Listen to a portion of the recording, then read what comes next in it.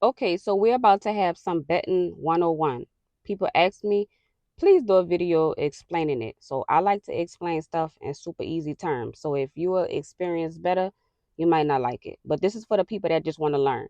All right. So we are going to talk about the three main ways that people bet. It's not the only ways that people bet, but it's three of the main ways. So it's good to understand what these three things mean. So when you hear it, you know what they're talking about. And when I say the three things, I mean the spread, the money, and the total. All right, so this is the spread. The middle one is the money, and then the second one says the total. And money is the money line. So I'm gonna start with the money line because that's the easiest. The money line is basically just saying who you think is gonna win the game or who you think is gonna lose the game. So let's take the first game for instance. Thursday night we have the Eagles versus the Giants. If we look at the money line, the Eagles are minus 390. The Giants are plus 310. That means that the Eagles are favored and that the Giants are underdogs. So for underdogs, it's plus 310. That means if I bet $1, I'll get $3.10 because they are the underdogs. Now, if I pick the Eagles and I just pick $1, I'm just trying to make it easy, and I just put $1, I'm only gonna win 26 cents. So while it's still a win, it's not as big of a win as if you would pick the underdogs. That's why there's more money in underdogs. Okay, so that's that part. Now let's look at the total. What the total means is the game total is set at 41.5. Now these change. You're going to see these change as things happen because players get injured and all kind of stuff pops up. This is going to change, but as of right now, the over is set at 41.5. That means that that's not saying that the Eagles are going to get 41 points.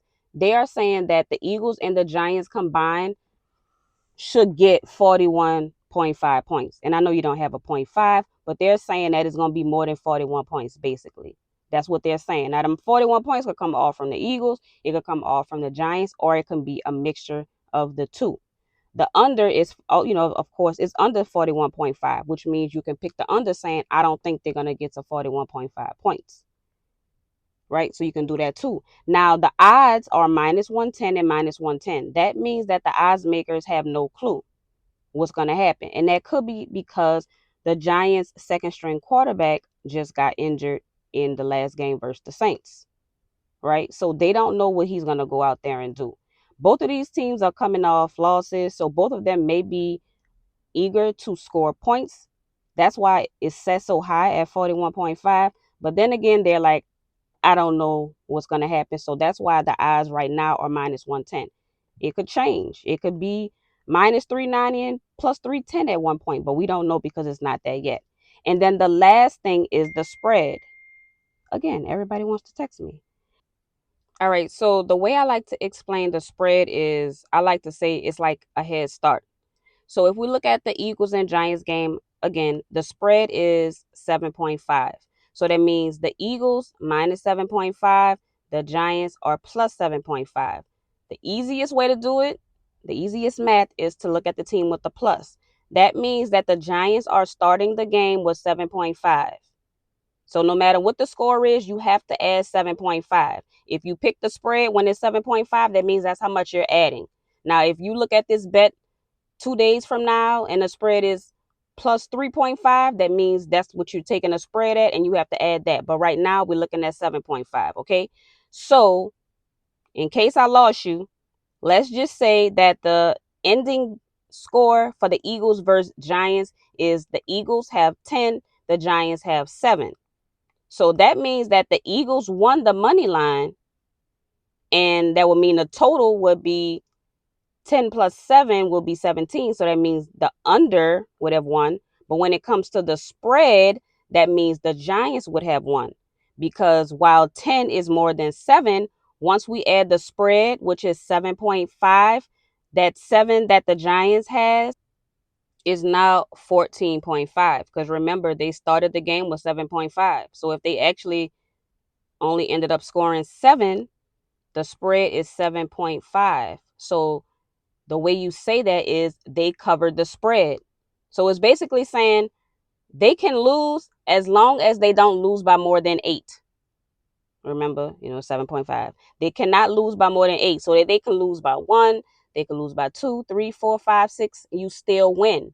Now, if the Eagles scored 30 and they scored 2, then you lost. They did not cover the spread. Let's look at another game. Seahawks and Jaguars. Their spread is only 1.5. That means that the odds makers really don't know who's going to win this game. So it's only a 2-point spread. So that means they are giving the Seahawks 2 points to start the game. 2 points. That's it. All they get is 2 points. So they could lose, but if they lose by more than 2, then that means they did not cover the spread. So spreads in football are usually going to be like this. In baseball, it's going to be a lot smaller. In hockey, it's going to be a lot smaller. Now, in college football, you're going to see some crazy spreads. So you're going to see like real big ones. And we're going to look at that too.